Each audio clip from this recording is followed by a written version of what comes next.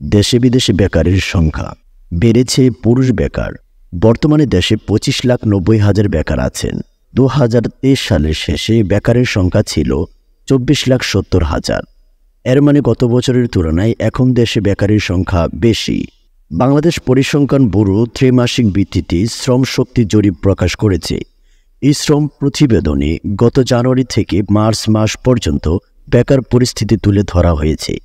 আন্তর্জাতিক শ্রম সংস্থার নিয়ম অনুসারে যারা 7 দিনের মধ্যে মজুরির বিনিময়ে 1 ঘন্টা কাজ করার সুযোগ পাননি এবং গত 1 মাস ধরে কাজ প্রত্যাশী ছিলেন, তারা বেকারি হিসাবে গণ্য হবেন। বিবিএস এই নিয়ম অনুসারেই বেকারির হিসাব দিয়ে থাকে। বিবিএসের হিসাব অনুসারে 2023 সালের প্রথম প্রান্তিকেও 25,90,000 বেকার ছিল। সেই হিসাবে চলতি বছরের প্রথম প্রান্তিকে বেকারের সংখ্যা বাড়েনি। বর্তমানে বেকারের হার 3.51%, যা 2023 সালের গড় বেকারের হারের চেয়ে কিছুটা বেশি। 2023 সালের গড় বেকারের হার ছিল 3.36%।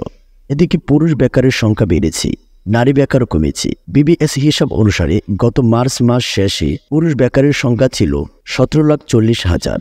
2023 সালের প্রথম প্রান্তিকে সময়ে এই সংখ্যা ছিল 17,10,000। অন্যদিকে গত বছরের একই সময়ের চেয়ে 30,000 নারী বেকার কমেছে। এই নারী বেকারের সংখ্যা 8,05,000। এখন নারী বেকারের সংখ্যা 8,50,000। এ বিষয়ে বিবিএসের একজন ঊর্ধ্বতন কর্মকর্তা প্রথম আলোকে বলেন, প্রান্তিক ভিত্তিতে বেকারের সংখ্যা হেরফের হতে পারে। সাধারণত শীতের সময় কাজের সুযোগ কম থাকে। বিবিএস বলেছে, শ্রম শক্তিতে এখন 7,37,50,000 নারী পুরুষ আছেন।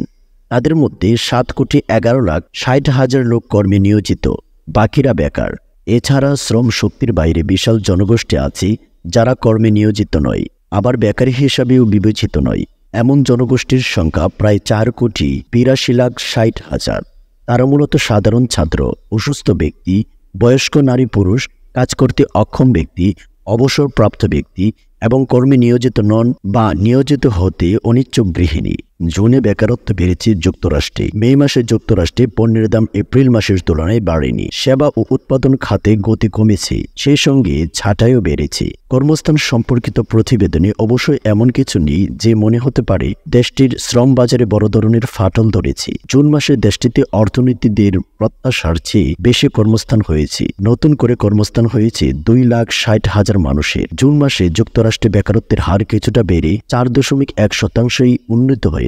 সেই সঙ্গে কিছু পরিসংখ্যান পরিশোধন করা হয়েছে। এতে দেখা গেছে গত 3 মাসে যুক্তরাষ্ট্রে গড়ে প্রতি মাসে কর্মস্থান বৃদ্ধির পরিমাণ কমে 1,77,000-এ নেমে এসেছে। এটা যথেষ্ট নয়। ফেডারেল রিজার্ভের গভর্নর লিসা কুকের হিসাব অনুসারে যুক্তরাষ্ট্রে যে হারে অভিবাসন ও জনসংখ্যা বাড়ছে তার সঙ্গে তাল মেলাতে প্রতি মাসে গড়ে 2 লাখ কর্মস্থান দরকার। তাই দেশ থেকে যদি বেকারত্ব দূর করতে হয় তাহলে উদ্যোগ নিয়ে বেশি করে কর্মস্থল বৃদ্ধি করতে হবে। আজ এখানে বিদায় নিচ্ছি। দেখা হচ্ছে পরবর্তী ভিডিওতে। ভালো থাকুন, সুস্থ থাকুন। আল্লাহ হাফেজ।